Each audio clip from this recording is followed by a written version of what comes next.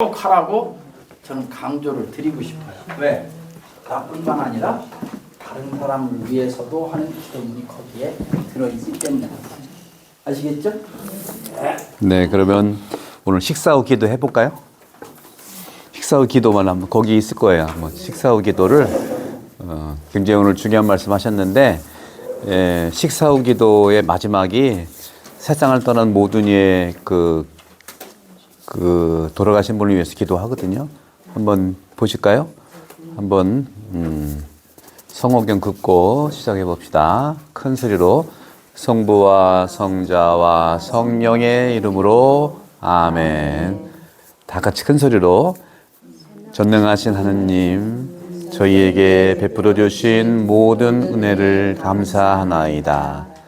아멘. 주님의 이름을 찬미를 받으소서. 이제와 영원히 받으소서. 세상을 떠난 모든 이의 하느님의 자비로 평화의 안식을 얻게 하소서. 아멘. 성부와 성자와 성령의 이름으로 아멘. 식후 기도가 그 마지막 기도문이 굉장히 사랑의 기도문이라 되게 식사 전에는 먹어야 되니까 하는데 한다면 다 잊어버리는 경우가 많거든요. 꼭 기도를 하셔도 은혜를 받으시기 바랍니다. 오늘은 부활에 대한 부활 신앙에 대해서 말씀을 좀 드릴게요. 가톨릭 교회 교리서하고 또 우리 가톨릭의 신앙의 대가죠. 토마스 아퀴나스, 그리고 또 우리 현대 신학자의 칼 라너 신부님 계시는데 그 신부님 중심으로 해서 이제 말씀을 드릴 텐데, 요 교재는 믿음으로 오르는 천국의 계단의 교재는 몇 과에 있냐면 7강에 있어요. 십자가와 부활 신앙의 그리스도라는 7강 151쪽인데 아울러서 신앙의 그리스도 그리고 그리스도의 부활 신앙을 이제 말씀을 좀 드리도록 할게요. 우리 가톨릭 교회는 부활 신앙이 중심 신앙이에요. 우리가 성호경을 긋지만 성호경은 부활을 향해서 가는, 어떻게 보면 우리가 죽어야 살잖아요, 그죠? 모든 오늘 복음도 그런 거예요. 생명을 살린다는 건요, 내가 죽어서 상대방을 살리는 거지, 또 내가 살려면 상대방이 죽어야 내가 사는, 어떻게 보면 굉장히 경쟁사회 같은 것이 있지만 스스로 죽는 걸 얘기하는 거예요. 내가 죽어야 상대방이 사는, 이런 논리가 바로 십자가예요. 당신이 죽어서 내가 산다는 거죠. 사는 건 뭐든지 그래요. 전쟁도 그래요. 상대방이 죽어야 내가 이기는 것처럼. 이순신 장군도 죽어야 살고 살면 죽는다, 이런 말도 남긴 건데 바로 예수님이 그런 말씀을 남긴 거예요. 그래서 이 부활 신앙은 그리스도교 신앙 진리의 아주 핵심이에요, 핵심. 그래서 동시에 우리 현대인들에게 이 부활 신앙이라는 게 뭐냐 하는 것이 굉장히 중요한데, 여러분 눈에 안 보이는 거니까 여러분 믿기가 어려울 거예요. 사실 눈에 안 보이는 게 진짜거든요. 여러분들 여기 빛이 있잖아요. 빛이 있죠? 빛은 보이는 거잖아요, 그죠? 근데 이 빛이 어떻게 해서 이렇게 밝아지는 거예요? 뭐가 있기 때문에 그래요? 전기가 있으니까 그렇잖아요. 전기는 안 보이는 거예요. 안 보이는 게 진짜거든요. 안 보인다고 우리는 전부 다 보이는 것만 가지고 살다 보니까 오해하게 되고 또 가짜뉴스 만들고, 자기 삶에서도 여러분들이 이렇게 나와 계시지만 여러분들이 내가 여러분 보니까 한 분 한 분 여러분 인생이 안 보이잖아. 근데 여러분 인생이 얼마나 빙산의 일각처럼 많은 그런 삶을 통해서 지금 오셨다는 거죠. 그러니까 안 보이는 걸 믿는 게 신앙이에요, 사실은요. 가까이 있는 분들, 가족들, 특히 남편, 안 보이는 걸 믿는 게 진짜 사랑이거든요. 그래서 이제 부활 신앙은 그리스도교의 이제 중심 진리인데 교리서 638항에 보면 예수님의 부활은 그리스도에 대한 내 신앙 진리의 정수다. 핵심이다. 초대 그리스도교 공동체가 바로 부활 공동체였었어요. 그러니까 십자가에 돌아가신 걸 보고 다 도망갔잖아요. 근데 부활한 주님 만나서 다 돌아온 거예요. 이게 바로 그리스도교 공동체가 예수님을 이제 십자가에서 돌아가시니까 다 패했다고 생각을 하고 제자들도 다 도망갔어요. 다 도망갔는데 예수님을 만났다는 거예요. 부활한 분을 내가 만났다는 거예요. 발현. 그 만난 사람이 한둘 모이더니 공동체가 이루어진 것이고 그것이 이제 전승대에서 내려오면서 신약 성경의 확립된 핵심 진리가 된 겁니다. 그래서 고린토전서 15장 14절에 보면 이게 이제 바오로 사도가 부활 신앙을 전한 가장 신약 성경에서 가장 먼저 쓰여진 거예요. 고린토전서 15장 14절 그리고 우리 가톨릭 교회교는 651항에 나타나는데 바로 십자가와 함께 이 부활의 신비 즉 삼위일체이신 성부와 성자와 성령의 이런 우리가 성호경을 긋잖아요. 이 성호경의 모습은 하느님을 아버지라고 아들을 예수님이라고 그 사이의 사랑을 성령이라고 고백하는 이것은 이제 우리 계시종교로 하잖아요. 이 고백을 하는 계시를 완성하고 부활이라고 하는 것은 이 삼위일체의 하느님을 완성하는 핵심 진리예요. 그러니까 부활한 예수님이 없었다면 우리 교회도 없었던 거예요. 그래서 내 구원의 원천이 바로 십자가와 함께 부활하신 주님을 믿는 거다. 그래서 주님 부활이라고 하는 것은 하느님 생명에 참여하는 길이 열렸다는 거예요. 그러니까 부활이라는 게 뭐냐면요. 여러분들 운전으로 치면은 직진이 있고 그 길이 막히면 어떻게 돌아와야 돼요? 유턴을 해야 되잖아요. 부활은 유턴이 아니에요. 부활은 못 먹어도 고. 직진이에요, 직진. 그러니까 성경에 보게 되면은 예수님께서 죽은 야이로의 해당장의 아들도 살리고 또 고관의 아들도 살리고 또 라자로도 라자로야 나오너라 해서 살리잖아요. 그죠? 이것은 부활이 아니고 부활을 드러내는 하나의 표징인데 그것은 살아났다고 하는 것은 부활의 표징이지 부활 자체는 아닌데 그건 뭐겠어요? 그분들은 유턴이에요.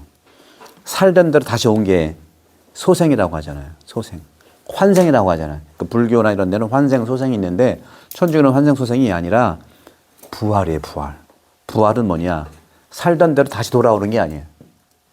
우리가 이제 제사 지내면서 우리 조상 와서 드시라고 그런 개념의 삶이 아니고 그러니까 환생이나 소생이나 이런 부분하고는 많이 다른 게 아니라 전혀 다른 건데 그분들은 살던 대로 다시 돌아오니까 환생이잖아. 소생이잖아.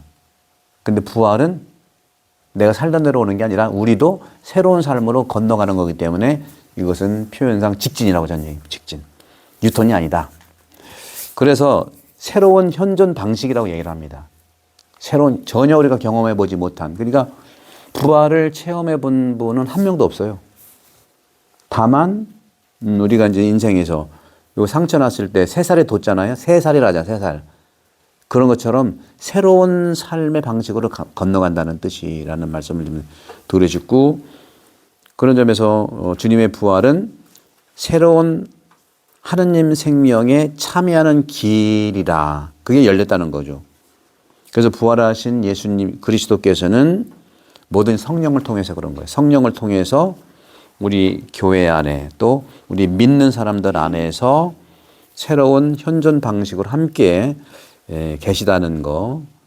그런 점에서 사도행전 3장 15절, 고린도전서 15장 20절에서 22절에 보게 되면 그러니까 예수님 부활한 그리스도를 목격한 사람들, 그러니까 목격 증인이라고 그래요. 부활 이후의 성경은 다 이 목격 증인들의 기록들이에요. 그렇게 사랑하던 막달라 여자 마리아가 부활한 예수님을 만났고, 또 요한하고 베드로도 만나고, 결국에는 칠삭동에 같은 바오로 사도 자기한테도 나타났다 그러잖아요. 부활한 예수님. 이런 것처럼 목격 증인들이 전혀 새로운 삶을 만나서 새로운 삶을 살고 선포하는 것, 이것이 바로 부활의 역사적 사실을 증명한다. 그러니까 부활이 과학적이냐 아니냐 그건 중요하지 않아요. 그럼 부활이 사실이냐 아니냐 하는 것은 믿는 사람들, 다시 말하면 희망에 대한 약속, 만난 사람들의 그 증언들이 모아진 공동체를 이룬 거거든요. 그래서 초기 교회에는요, 주님이 십자가상에 돌아가서 부활하지 않았다 하면 그리스도인은 존재하지 않아요. 십자가에 돌아가셨는데 왜 모여요? 다 도망갔죠. 다 도망갔는데 그 돌아가신 분이 우리 사도신경에 고백하잖아요. 사흘 만에 죽은 이들 가운데서 부활하셨다. 그것은 그냥 기록한 게 아니라 그 부활한 그 증인들, 목격 증인들이 만나서 공동체 이루거든요. 그래서 초기 교회는 신약 성경을 쓰고 하는 사도행전 쓴 그 모든 공동체는 부활하신 예수님을 발현한 부활하신 그리스도를 발현한 그분을 만난 사람들이 모인 공동체. 그래서 초기 교회는 부활 공동체, 십자가 공동체로 얘기하지 않아요. 십자가는 패배했고 또 그 승리해서 우리가 진 건데, 그러니까 결국은 부활의 승리라고 하는 것은 딴 게 아니라 사람에서 승리한 게 아니에요.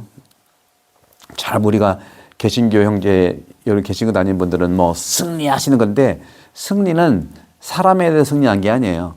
죄에 대해서 승리했다는 거예요. 죄. 병에 대해서 승리했다는 거예요. 그리고 마귀로부터, 나쁜 생각으로부터 승리했다는, 사람이 아닌 거죠. 많이 헷갈리는데 한국 교회가 왜 그렇게 우리가 영적이지 못하냐? 뭐든지 승리를 사람에게, 돈에게, 또 권력에게 승리했다고 생각하는, 그건 마귀들이나 그렇게 생각하는 거거든요. 예수님은 그렇지 않아요. 예수님은 또 승리라는 말은 한 번도 쓴 적이 없어요. 예수님이 외적으로 보면 승리한 게 아니잖아요. 십자가에 돌아가셨죠. 철저하게 이해 못하게 돌아가신 거잖아요.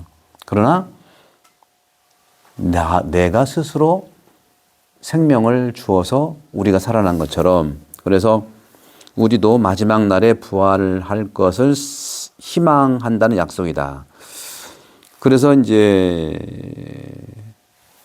13세기의 토마스 아퀴나스 대신학자는 이 부활에 대한 것을 어떻게 얘기했냐면, 부활에 대한 우리 이해는 우리가 가지고 있는 이성과, 그죠? 이성과 부활이라고 하는 신비를 잘 만나야 된다. 그래서 부활이 확실하다는 건 뭐냐?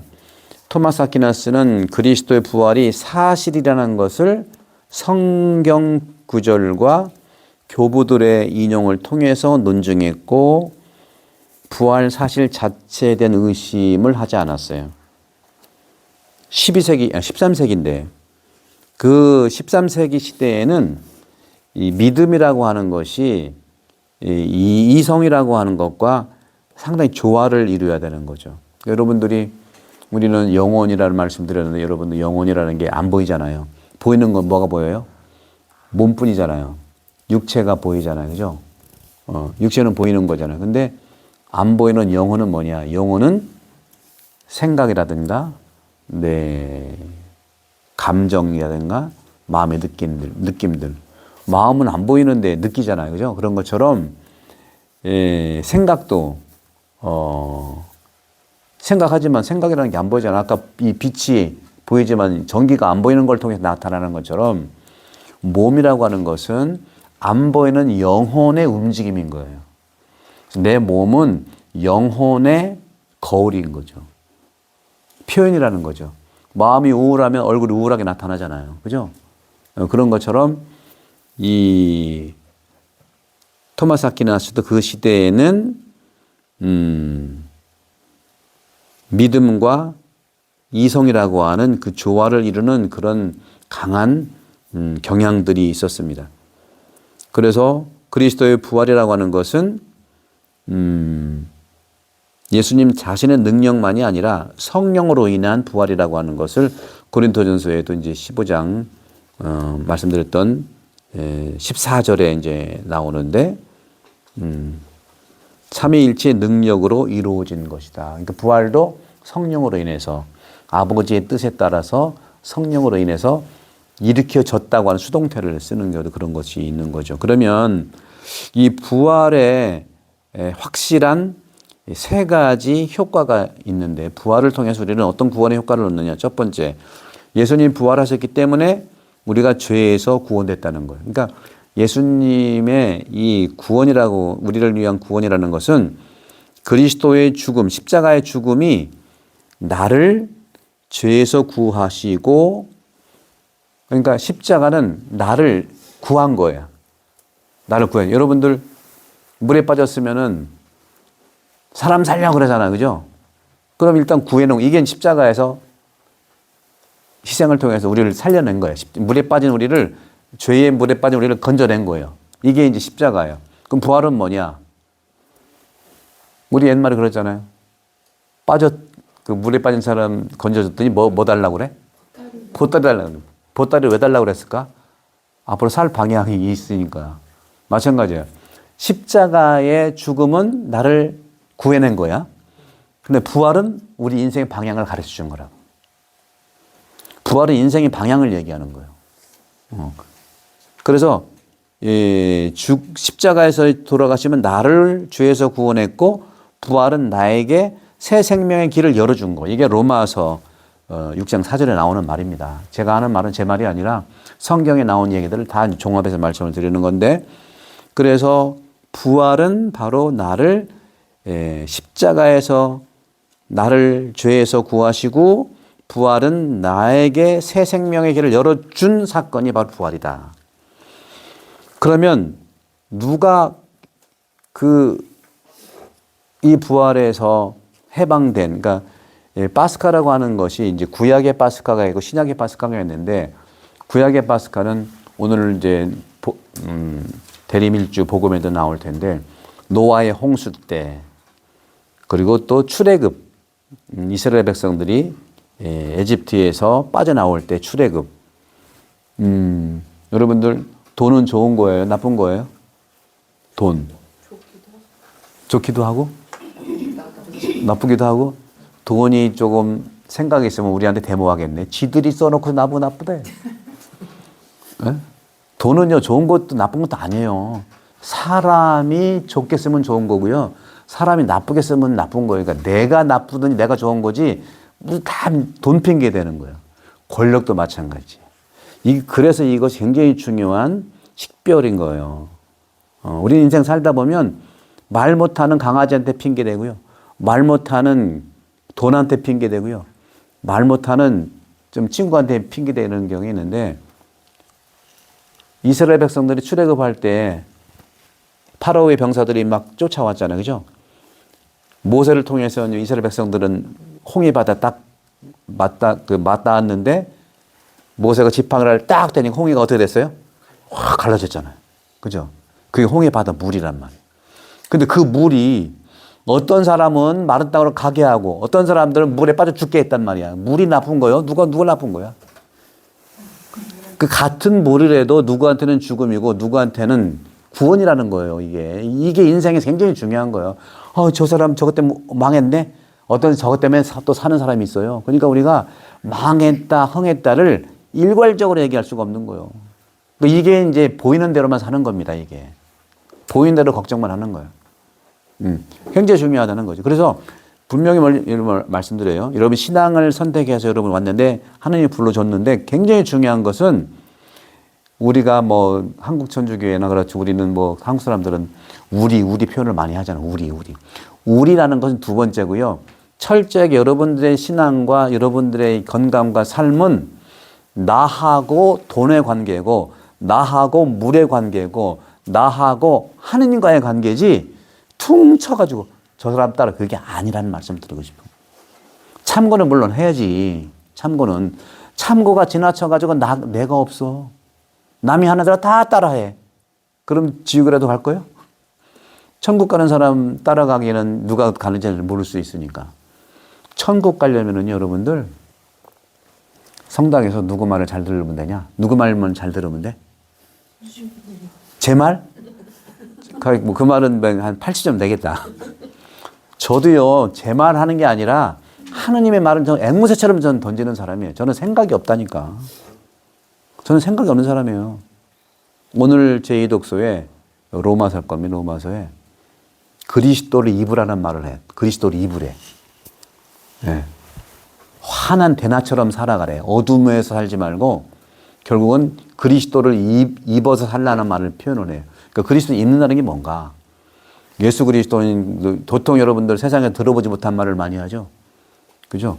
십자가의 죽음이라는 건 나를 죄에서 구원해 준 건데 부활이라는 건 뭐냐? 내 인생의 방향을 가르쳐 주는 게 부활이다. 이런 말 처음 들어보잖아. 우리 교들도 마찬가지예요. 세례는 받았는데 이 세례 받은 거 습관대로만 살다 보니까 우리가 그 인생길에서 내 것이 안 되는 겁니다. 뭐든지 그래. 내 거를 만들어야 돼. 내 거를 만들지 않고 누구 거를 자꾸 모방하냐? 옆에 있는 사람. 그 사람도 그 모양, 그 상태거든요. 친구 따라 강남은 갔는데 강남 가서는 스승을 만나야지. 외로울 때 만나서 습관 정도 이제 어떤 외로움을 달랠 수 있는 친분은 굉장히 중요한 거거든요. 근데 인생 방향을 가는 거는 스승을 만나야 되는, 스승이 누구야? 우리한테 예수님이에요. 그래서 아까 말씀드린 것처럼 누구 말을 성당 믿어야 되냐, 시부님 말 믿어야 되는데 실제로는 시부님 말 안 듣고요. 다 친구 말 듣고 옆에 대부 말 듣고 여기 있는 사람 말 듣고 저기 말 들어가서 막 상처받아가 성당 안 나와. 병원 가면 누구 말을 들어야 돼? 의사 말을 안 듣고 거기에 있는 뭐 한 번 안 나선 사람 말 듣고 또 안 나오고 막 이래. 세상이 그렇게 돼 있어요. 그래서 그리스도의 이런 그리스도께서는 돌아가신 다음에 우리 사도신경에 나오잖아요. 저승에 가시어. 그죠? 이 저승이라고 하는 건 뭐냐면은 죽은 사람이 가는 곳이 저승이에요. 그래서 저승에 가셔서 의인들, 그러니까 저런 말이 나올 수 있어요. 예수님이 십자가상에 돌아가시 부활하신 건 좋은데 그럼 구약 시대에 돌아가신 분들은 예수님을 모르는데 어떻게 그 사람은 구원되겠느냐 많은 표현을 하잖아요. 그죠? 아주 좋은 질문이에요. 바로 그래서 나온 것이 뭐냐면은 저승에 가신다는 그 뜻이 예수님을 만나기 이전에 살았던 모든 의인들을 구하러 저승에 가신 거예요. 의인들에게 구원의 완성을 선포하고 그들을 낙원으로 옮겨주려고 하는 것이 저승에 가시오예요. 이제 저승에 가시, 저승이라는 것은 우리 옛날에는 지옥이라는 표현도 썼거든요. 지옥은 여기서는 이제 저승에 돌아가신 사람이 이제 가는 곳이 저승이, 우리나라도 마찬가지예요. 저승사자가 온다고 그러잖아. 저승은 죽은 사람이 간 곳인데 예수님이 그렇게 이제 저승에 가셔서 그 전에 조상들 시대에 있는 구약의 시대라든가 그 이전 예수 그리스도 이전의 의인들에게 구원의 완성을 선포하고 낙원으로 인도하는 길 위해서 가셨다. 그래서 부활이라고 하는 것은요, 우리 그리스도 신앙의 중심이에요. 부활 신앙을 가질 때 기쁨과 평화가 있어. 근데 천주교 신자들은 십자가의 죽음만 생각해서 그런지 얼굴에 기쁨이 없어. 그 개신교 형제들은 막 모르겠어요. 이건 농담인데 죄는 누가 많이 졌는지 그건 나중에 하느님 알겠지만 개신교 형제들은 죄가 하나도 없는 것 같아. 근데 천주교 신자들은 막 죄 덩어리를 져가지고 막 고생스럽게 오는 거예요. 여러분 이제부터 바꾸세요. 죄를 졌다 안 졌다는 누구도 말할 수 없어요. 하느님만이 알아. 그리고 나도 모르는 거야. 나도 모르는 거야. 그러니까 여러분들 제발 부활신앙은 기쁨과 평화, 하느님의 뜻을 발견하는 은총이기 때문에 부활이 없는 그리스도 교회 없고요. 부활이 없는 구원도 없다는 거예요. 그러니까 부활하신 그리스도를 만나는 것이 굉장히 중요하다. 그래서 이 부활이라고 하는 것은 육화의 완성이에요. 그래서 우리가 천주교에서 굉장히 중요한 4대 축일이 있는데 4대 축일 중에 더 중요한 건 2개 축일이 있는데 첫 번째가 이번 성탄절이 하느님께서 사람이 되신 날, 육화의 날이 성탄절이에요. 그럼 왜 예수님이 태어나셨냐? 왜 하느님이 사람이 되셨냐? 육화의 목적이 뭐냐? 하고 묻는다면 나온 것처럼 또 4월에 가면은 사순시기가 있거든요. 부활절이 있잖아요. 그죠? 성탄절과 부활절이 있어요. 성탄대축일과 부활대축이 있는데 왜 성탄절이 있느냐? 똑같아요. 왜 육화하셨냐? 바로 부활신앙을 위해서. 다시 말하면 성탄의 목적은 그리스도께서 나와 본성상 똑같은 인간성을 가지고 순환과 부활을 통해 구원을 완성해서 나를 하느님께 인도하기 위해서 사람이 되셨고 십자가에 돌아가시고 부활하셨다. 이게. 중요한 것은 3가지예요. 사람이 되신 육화 성탄절, 그리고 십자가에서 나를 위해서 돌아가시고 죄를 사해서 나를 죄에서 건져주기 돌아가시고 내 인생의 방향을 정해주기 위해서 부활하셨다. 요 3가지. 요게 굉장히 중요한 것이고 이 교회는 그것을 살아가는 거예요. 그래서 1년에 성탄절 기뻐하는 거예요. 부활절 참으로 구원의 완성을 우리가 고백하는 거죠. 근데 징글벨 막 사회에서 상업적으로 많이 이렇게 이제 쓰고 있는데 우리는 이런 점에서 성탄절, 부활절이 굉장히 중요한 인생의 방향. 그래서 성탄의 목적은 부활에 있다. 부활의 목적은 또 우리가 세상을 구원하게 하는 하느님께서 예수님 다시 오시는 종말에 있는 거죠. 그래서 종말은 다른 사건이 아니라 크게 보면은 그리스도교의 신앙은요, 2개예요. 사실 2개. 어떤 걸까요? 바로 예수님의 부활 이전의 십자가의 공생활과 그 다음은 다 부활인 거예요. 다 부활인 거예요. 부활 다음에 승천하시고 또 성령 내려주시고 종말에 새로 오신다는 건 다 부활이야. 다 부활. 부활의 또 하나의 디테일한 우리들에 대한 희망의 약속이지 복잡한 게 아니에요. 그러니까 지상에서의 삶에서 십자가는 한 사건이지만 십자가도 예수님께서는 시작부터 십자가를 진다고 하고 오셨어요. 그러니까 십자가의 삶과 부활의 삶 2개밖에 없는 거예요. 우리 인생에 닮을 거는 여러분들. 그래서 여러분들이 스스로 십자가를 져야 부활이 있다니까? 억지로 십자가 지면은 부활이 아니라 리을자빼 부화가 나. 아주. 그러니까 스스로, 천주교는요, 강요가 없어. 스스로 해야 되는 거예요. 스스로 십자가를 짓고, 스스로, 자발적으로, 이렇게 희생을 스스로 하면 누구 하라고 강요할 필요가 없어요. 강요하는 사람이 이상한 사람이야. 자기가 못하니까 막 남 시키려고 하는 절대 그러면 그걸 모르는 사람이야. 성당에서 누구를 지적하고 또 없는 말 만들어내고 하는 사람은 십자가의 십자도 모르는 사람이에요. 예. 그런 사람은 만나지 마세요. 아예. 왜? 그 사람은 그냥 라이선스 따듯이 세례 받으면 천국 가는 줄 알아? 안 그래요. 여러분들 운전면허 딴 다음에 장롱에 박혀놓고 50년 후에 운전할 수 있어? 못해요. 세례가 그런 거랑 똑같아. 세례 받았다고 아무것도 안 하면서 구원 못 받아요. 그건. 왜? 그 자신 스스로 하는 일 때문에 못 받는 거예요. 세례 성사가 약하던 게 아니라 라이센스 딴 다음에 장롱에 했으면 한 번도 안 했는데 어떻게 운전하는 게 그게 있어. 남들 치워서 사고 나게 하잖아요. 마찬가지예요. 세례만 받고 안 나오고 자식 따라한다. 남들 나쁘게 하면 할 수밖에 없어. 칼이 잘 쓰면은 도구지만 못 쓰면 어떻게 돼? 살인자가 되는 똑같아요, 이게. 칼은 그렇고 내가 칼이 될 수 있고 내가 사랑스러운 뭐가 다 그런 선행을 할 수 있다는 거예요. 그걸 사람들이 몰라요. 뭐 어디 가면은 뭐 다 되는지 안 그렇습니다. 그래서 그런 부분들은 좀 강조해서 말씀드리고 싶고, 칼라너 신부님은 20세기의 대신학자인데 이분이 이제 2차 바단 공의회를 이렇게 또 설계도 하신 분인데, 이 칼라너 신부님은요, 초월적 인간학, 우리 인간이 초월적 인간성을 가지고 있다. 이게 어려운 말이 뭐냐면 내 안에 신성이 있다 그 소리예요.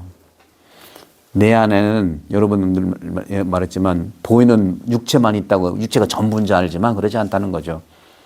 이 신부님은 제가 항상 강조하는 영혼이 있다는 걸 뛰어넘어서 내 안에 초월성의 신성이 내 안에 있다. 그걸 초월적 인간성에 대한 강조를 하신 분이에요. 그거 뭐냐? 내 안에 영이 있다는 거예요. 내 안에 영이 있다는 거예요. 영적인 존재인 거예요, 우리가. 보이는 대로만 살면은요, 안 보이는 영혼도 그렇고, 정말 나를 지탱해주는 영이 있는지 없는지도 모르고 안타까울 삶을 살 수밖에 없어요. 그래서 칼라너의 그리스도로는요, 뭐냐면, 하느님께서 자기를 전달하시는 하느님 자기 전달에 하느님의 사랑이 인간 실존 안에 이미 당신이 전달하라고 하는 하느님의 사랑이 내 안에 있다는 걸 얘기하는 거예요. 내 안에 있다는 거죠. 이것이 나너의 핵심 신학인데, 하느님께서 인간을 향해 자유롭게 하느님 당신 자신을 선물로 전달하신다는 거예요. 그게 뭐냐? 선물이 뭐야? 사랑이거든. 사랑. 그래서 육화, 성탄절이죠. 하느님이 사람이 되신 육화와 또 우리에게 선물로 주시는 은총, 이것이 바로 육화를 통해서, 성령이라는 은총을 통해서 하느님이 자기의 사랑을 전달하는 그 사건이 구원 사건인데, 그것이 성탄절이, 그것이 부활절이라는 얘기를 하는 거예요. 공짜로 주신다는 거예요. 그래서 어려운 말이지만 초월적 그리스도론을 우리 가나나 시모님 말씀을 하셨는데, 초월적 그리스도는 뭐냐면, 인간은 본래 내 안에 뭐가 있다고 그랬죠? 신성이 있다고 그랬잖아. 그걸 초월적 인간성이라고 얘기하는 거예요. 내 안에 초월적 인간성이 내 안에 있어. 그래서 인간은 본래 초월적 인간성의 존재인데, 다시 말해 하느님을 향하는 존재로 창조된 거예요. 그러니까 하느님이 사람을 만들었을 때 하느님을 향할 수 있는 존재로 루하흐, 성령을 내 안에 더 불어넣었다니까. 그 성령이 하느님을 향하도록 만들어진 존재로 창조됐다는 거예요. 그러니까 여러분도 친구 따라 강남 왔지만 근본적으로 여러분들이 하느님을 향할 수 있도록 창조 때 이미 하느님의 사랑이 들어가 있다는 걸 얘기하는 거죠. 무슨 말인지 이해는 하시죠? 네. 말은 할 수 없어도 뜻은 알잖아. 그죠? 그런 것들을 계속 여러분들이 이제 보시고, 요 책에 이거 강의 들은 다음에 읽으시면 훨씬 낫고, 또 제가 유튜브로 올려놓으니까 듣고 또 들으면은 귀가 이제 열려지고, 그것이 또 내가 또 내 언어로 표현할 수 있는 것이 사랑인데, 결국은 그리스도교는요, 한마디로 말하면 사랑의 학교예요. 사랑을 배우는 데예요. 어떻게?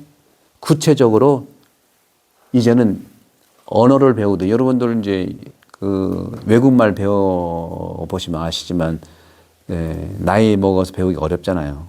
그죠? 운동도, 그래서 어렸을 때부터 배우라는 이유가 그런 거죠. 사랑도 마찬가지예요. 부모의 사랑을 많이 받은 사람은요, 사랑 이거 배울 필요 없어요. 어려서부터 제2 외국어를 1 외국어처럼 쓰는 사람들, 문법 배울 필요 없죠. 여러분들 한국말 그래도 하는데 문제 없잖아요. 그죠? 어려움은 있지만 문제는 없다고. 근데 문법 알아요? 한국말 문법 모르잖아요. 그럼 잘 쓰잖아. 어려서부터 몸이 배워서 그래. 사랑도 마찬가지예요. 사랑도 어려서부터 할머니의 사랑, 또 부모님의 사랑, 또 가족 간의 사랑 받으면 저절로 사랑이 드러나게 돼 있어요. 근데 우리가 각박해져 가지고 너무너무 어려울 때는 외국말 배우는 것처럼, 나이 들어서 운동을 배우는 것처럼 A, B, C, D 문법부터 배워야 되는 거예요. 지금 여러분들이 사랑의 문법을 배우고 있는 거예요. 여기서. 사랑의 문법이 바로 성탄절 사랑 문법 배우고 오늘은 부활절 사랑 문법을 배우는 거란 말이죠. 그래서 그런 부분들을 이제 말씀드리는 것이기 때문에 그래서 인간은 본래 초월하는 존재로서 초월적 인간을 가지고 있는 존재로서 하느님을 향하는 존재로 창조되었고 바로 예수 그리스도께서 이 초월적 지향을 내가 이제 초월적 인간성을 가지고 있잖아요. 그 초월적 하느님을 지향하도록 창조됐잖아요. 이런 지향을 가지고 있는 나를 결정적으로 수용하고 완성해 주신 절대적 구원자라 그 표현이에요. 그분을 만나면 내 안에 있는 초월적 인간성이 더 풍요로워지는 거예요. 친구 따라 강남 가는 것처럼. 운전면허증 따가지고 장롱 속에 있으면 아무것도 못하는 것처럼 하지만 태어나가지고 사랑을 배우지 못하고 그것을 살지 못하면 그런 말 있잖아요. 인간이 태어났지만 늑대가 키웠으면 늑대지 인간이냐. 그런 걸 얘기하는 거다. 그래서 이 그리스도께서는 하느님의 절대적 자기 약속이다. 하느님은 사랑이니까 하느님이 절대적으로 당신 자신을 우리에게 사랑의 약속을 하신 분이고 인간의 자유를 통해서 또 죽음을 통해서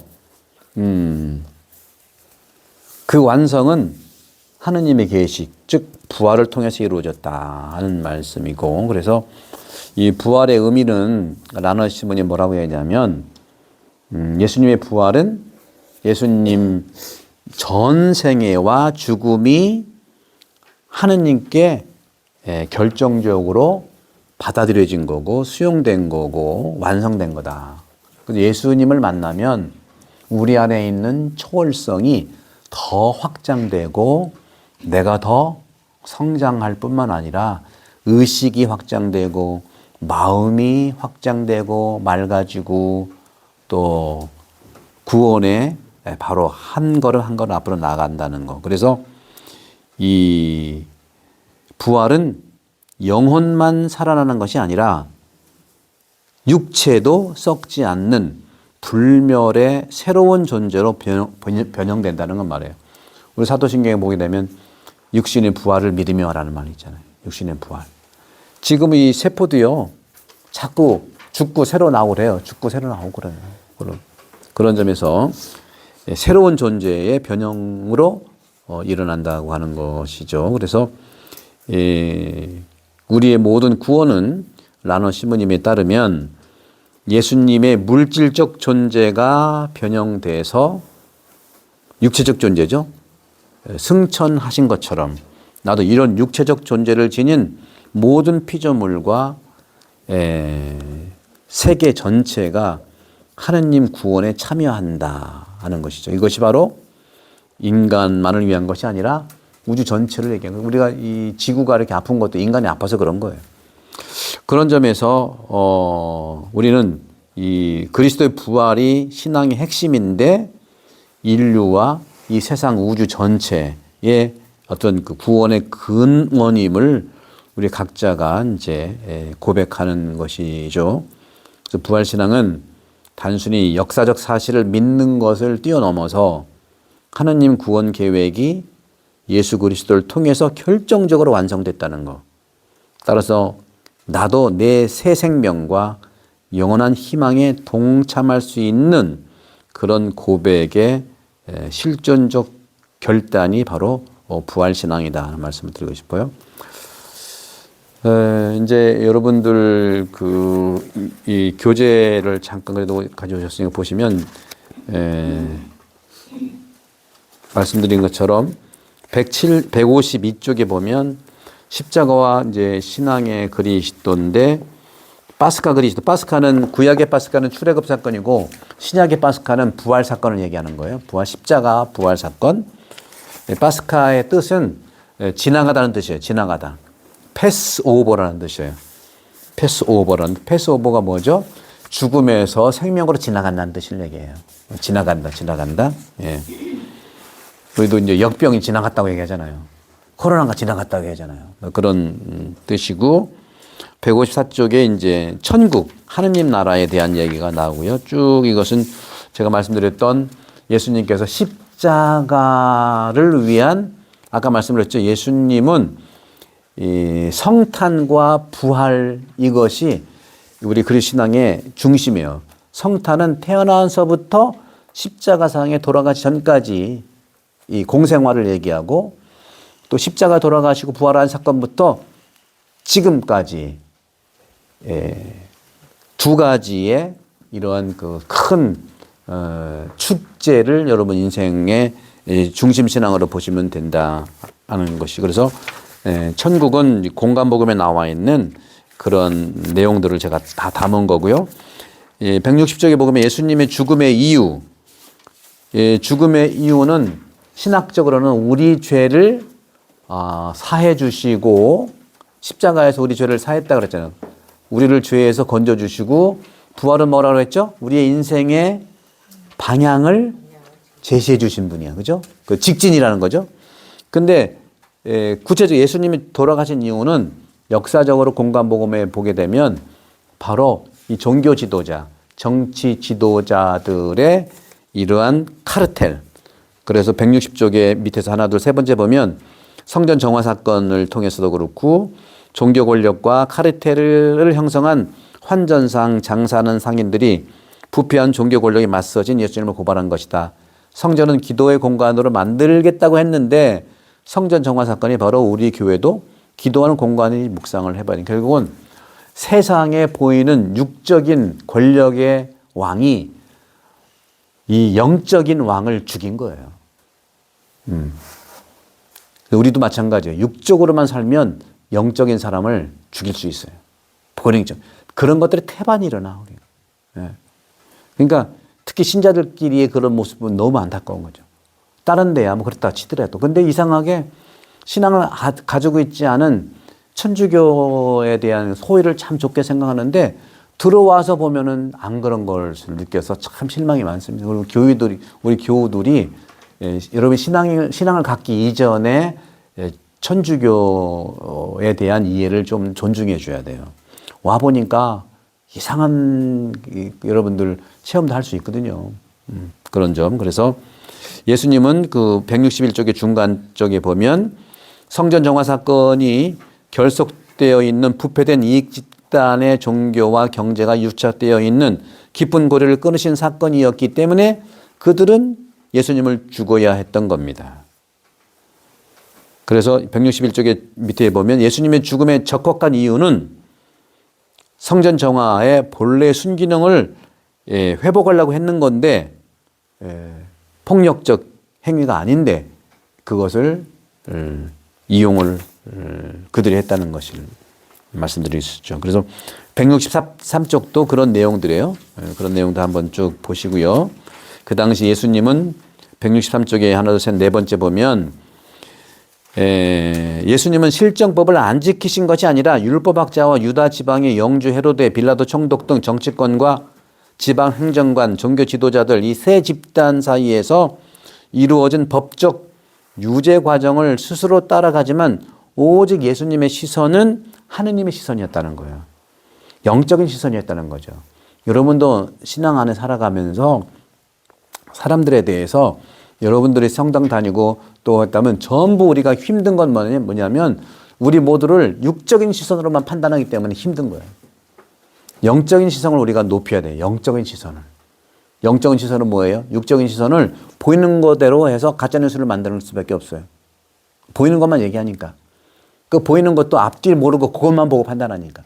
그래서 성경은 뭐냐? 죄를 안 지려면 첫 번째 판단 중지. 판단 중지가 어떻게 단죄까지 갈 수 있으냐? 단죄 중지가 돼야 된다. 그래서 그런 점에서 영적인 시선이 중요하다. 세상 법칙이 아닌 하느님의 법칙, 영적 법칙으로 가는 평행선이 이루어지는 것이다.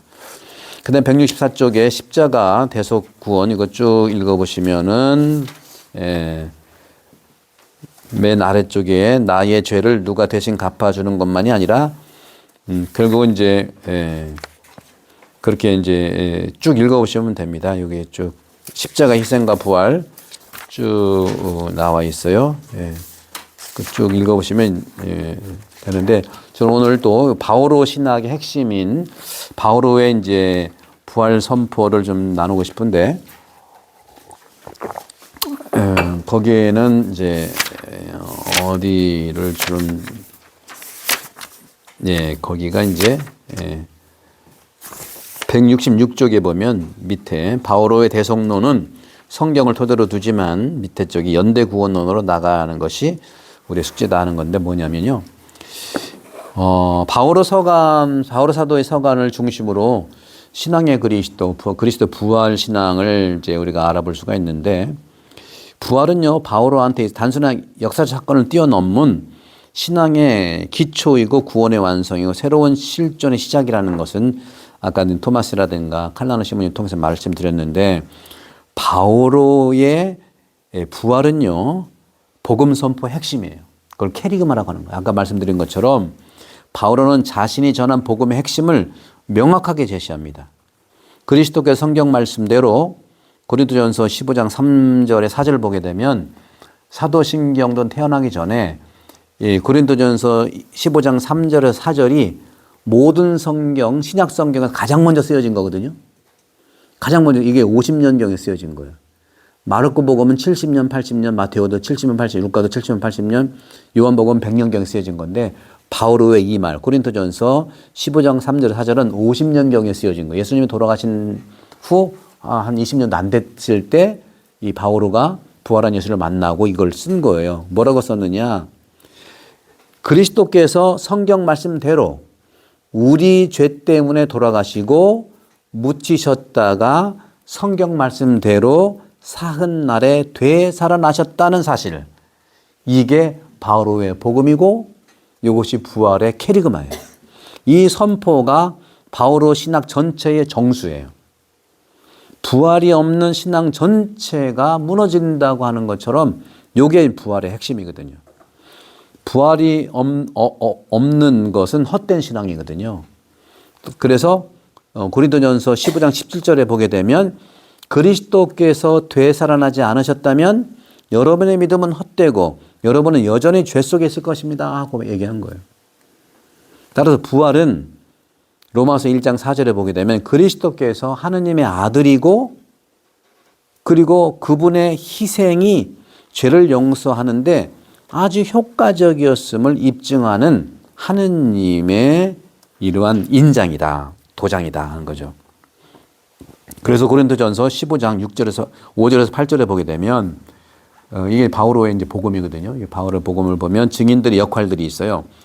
부활하신 그리스도를 직접 본 증인들의 존재는 이 사실의 역사적 진실을 보장합니다. 바오로는 베드로, 12사도, 500명이 넘는 형제들 그리고 가장 나중엔 자기 자신까지도 부활의 목격 증인으로 언급하는 것이 고린도전서 15장 5절에서 8절이에요. 읽어보시면 그렇게 나와요.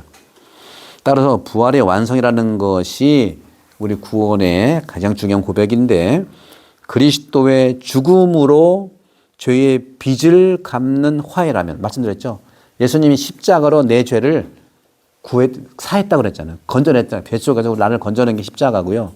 내 인생 방향을 잡는 게 부활인 거예요. 여러분도 세례받은 사람 다음에 죄가 다 사라지거든요. 죄 사하는 거 플러스 거기에 여러분 인생 방향을 결정하시라는 거예요. 그게 바로 복음이에요. 예수를 만나야 돼. 예수를 못 만나고 맨날 대부 만나고 대모 만나고 우리가 남이가 뭐 내 대부가 20명인데 하면 소용없어요. 인간적인 보이는 걸로 너무 하다 보니까 태안 같은 경우에 굉장히 여기는 바다가 가깝고 반도의 반도기 때문에 너무 어려운데요. 고린도 교회랑 많이 똑같아. 그러니까 성당만 나와서 상처받는 게 얼마나 많은지 몰라요. 제가 3년째 4년째 너무 안타까운 거예요. 그래서 말씀학교를 한 거예요. 내 능력은 안 되기 때문에. 그러고 나오면서 상처받고 또 나오고 상처받고 또 나오고 봉사자로 봉사할 수가 없어. 다 상처 주느라고. 근데 그 사람들은 상처를 준다고 얘기하지 않거든요. 그리스도를 못 만나기 때문에 상처가 되는 말들을 하고 다니는 거예요. 그래서 직접 지금 바오로사가 얘기한 것처럼 베드로 12사도 500명 넘는 그리고 자기 자신한테도 부활한 예수님을 만나야 내가 구원받는다. 그래서 개신교 말로 칭이라는 말이 그 칭은 뭐냐면 의로움을 저울로 잰다는 데 칭은 저울 칭자예요. 근데 우리 카톨릭은 칭이라는 말은 쓰지 않고 의화라고 그래요. 의화. 그것은 의화는 뭐냐면 내가 의롭게 된다는 건데 그것은 구원받는다는 거예요. 그러니까 칭의 조건, 의화의 조건, 내가 구원받는 조건이 뭐냐? 바로 이것은 근거는 하느님이 예수 그리스도에 대한 믿음을 통해서만 인간을 의롭게 인정해 준다는 거예요. 이것이 바로 로마서 3장 28절이에요. 로마서 5장 9절에 보면 우리는 그리스도의 피로 의롭게 되었으니, 그렇죠? 십자가로 여러분들 죄 속에서 이겨냈으니까 내가 죄가 없어졌잖아요. 그렇게 되었으니 그분을 통해서 하느님의 진노에서 벗어나 구원을 받을 것입니다 하고 얘기하고. 그래서 율법에는 한계가 있다는 거예요. 우리는 너무 율법적인 게 많아요. 너무. 바울은 인간이 율법을 준수하는 행위로는 하느님 앞에 의롭게 될 수 없다고 선포하는 거예요. 여러분들이 이거 지켜야 된다, 이거 지켜야 된다, 그걸로 구원되는 게 아니라는 걸 얘기하는 거죠. 갈라디아서 2장 16절, 로마서 3장 20절, 인간은 모두 죄 아래 놓여 있다고 하는 고백이 로마서 3장 23절인데 그 뭘로 내가 구원되고 의화되느냐?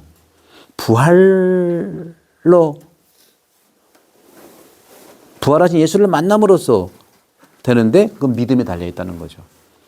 그 믿음은 또 야고보서에 따르면 믿음은 행동하고 같이 만나야 돼요. 개신교는 행동 빼고 오직 믿음으로만 해서 구원받는다고 해요. 그러니까 죄는 얼마나 많이 지는지 모르지만 옛날 교회에 와가지고 믿습니다. 그래서 믿습니다는 말을 많이 하는 개신교예요. 왜? 믿음으로 구원된다니까. 천주교는 믿음 플러스 믿는 거에 대한 행동. 하나는 행동을 해야 돼. 그래서 행동하지 않는 믿음 보여달라 이거지. 천주교는 행동이 좀 들어가야 돼. 예. 그래서 그리스도의 죽음이 죄의 빚을 갚는 화해고 로마서 5장 10절 그리스도의 부활은 이 화해, 죄의 빚을 갚게 하는 화해, 이 화해를 완성해서 나에게 생명을 준다는 거죠.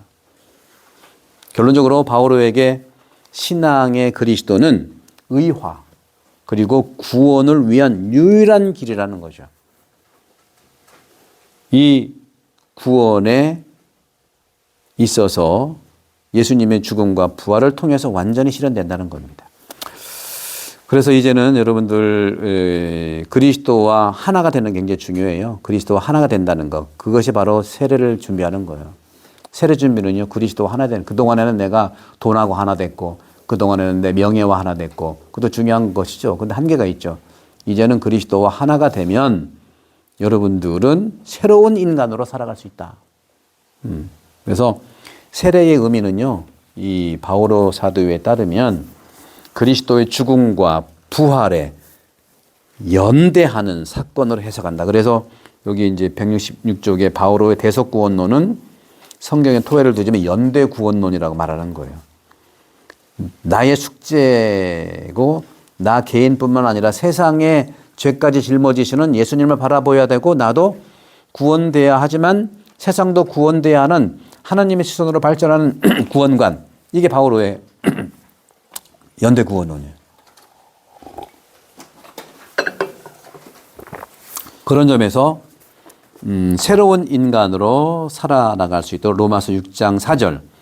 그러므로 우리는 세례를 통해서 그리스도와 함께 죽음으로써 그분과 함께 묻혔습니다.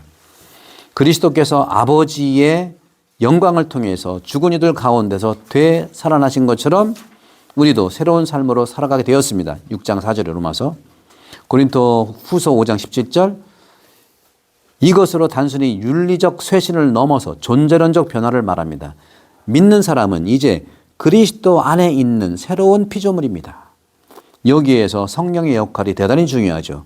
로마서 8장 9절 10절에 보게 되면 부활하신 그리스도께서는 성령을 통해서 신자들 안에 현존한다. 그러니까 여러분 안에 현존하는 성령을 믿으시고 이 성령은 육체적 부활을 보장하는 첫 열매이고 보증금이다 하는 점이죠. 그래서 이제는 이제 오늘인 대림절인데요. 대림절은 두 가지죠. 성탄을 준비하는 대림절과 종말 다시 오시는 예수님을 재림의 예수님을 준비하는 두 가지인데 이 재림도 부활의 완성인 거예요.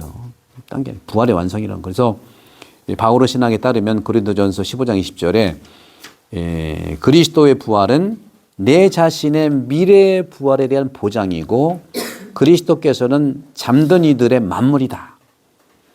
내가 그리스도와 함께 죽고 살았듯이 그리스도의 재림 때 나도 새로운 영광스러운 몸을 입고 완전히 변화할 것이다. 테살로니가전서 4장 16절 17절 고린도전서 15장 51, 54절.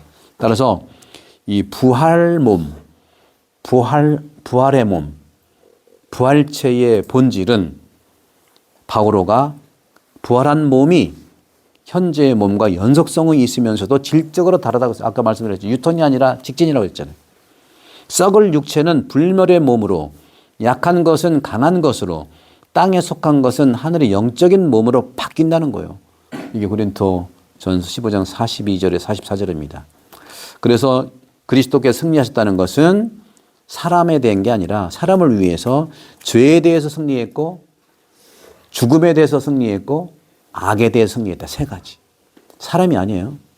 아까 말씀드린 돈도 그런 마찬가지고. 그러니까 사람을 미워하지 말고 사람 속에 있는 죄를 미워해야 돼. 잘 안 되지만 구별을 해야 돼. 우리나라 말에 그런 말 있잖아요. 사람을 미워하지 말고 뭐예요? 네, 죄는 미워해도 사람 미워하지 말고 똑같은 거. 우리 한국 사람 정서가 이미 바오로 사도에 다 들어가 있어요. 그래서 한국 사람들이 신앙이 아주 좋은 건데 지도자들이 더 거듭나야 돼. 지도자들이 엉망이면 할 수 없어요. 방향을 잘못 잡으니까. 그래서 살아있는 믿음을 요구하는 것이죠. 따라서 바오로 사도에게 부활